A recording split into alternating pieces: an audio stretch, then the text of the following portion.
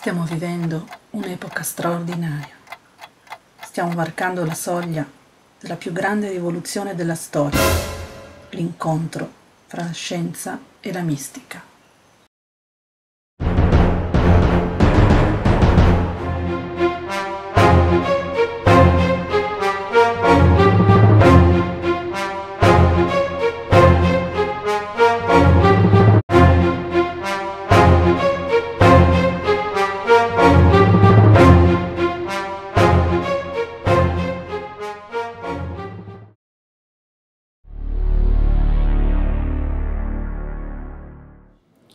Dans le Zohar, écrit il y a déjà fort longtemps, Rabbi Shimon Bar Yochai avait annoncé que juste avant la délivrance finale, non seulement la science, puisque c'est de ça qu'il s'agit, ne s'opposerait plus à la compréhension de l'existence telle que la Torah en parle, mais que plus encore que la science deviendrait l'ami, l'associé de la reconstruction du monde et de son retour vers le maître du monde.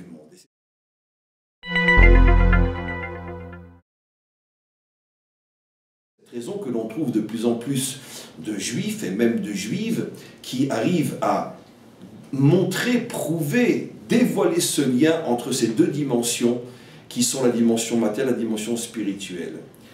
L'une de ces personnes est l'auteur du livre L'ADN juif que j'ai eu l'occasion de parcourir et qui m'a fortement impressionné et que bien sûr je vous laisserai découvrir en le lisant et en l'étudiant.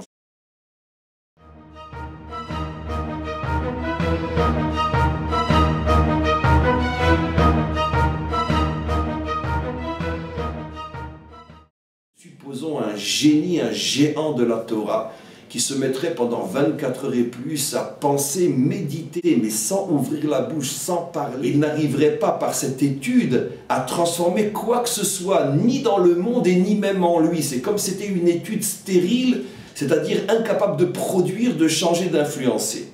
Mais au contraire, si cet homme va, pendant son étude, ne serait-ce que pendant quelques minutes, parler de ce qu'il est en train d'étudier, ça va donner un toquet, ça va donner une réalité, une force à cette étude, au point que tout d'un coup, cette énergie va se mettre à agir jusqu'à transformer l'homme qui étudie et le monde qui est autour de lui.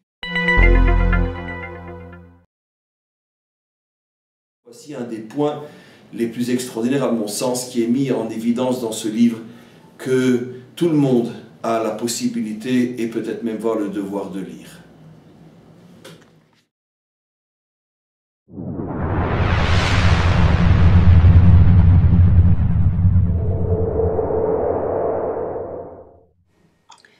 Penso che DNA ebraico sia un testo davvero rivoluzionario, in quanto costituisce un tentativo di integrazione tra scienza e Kabbalah, due tipi di sapienza ritenuti fino ad oggi inconciliabili. Come la tradizione ci insegna, la parola, sotto forma di litanie o preghiere, ha il potere di influenzare la materia, il mondo fisico.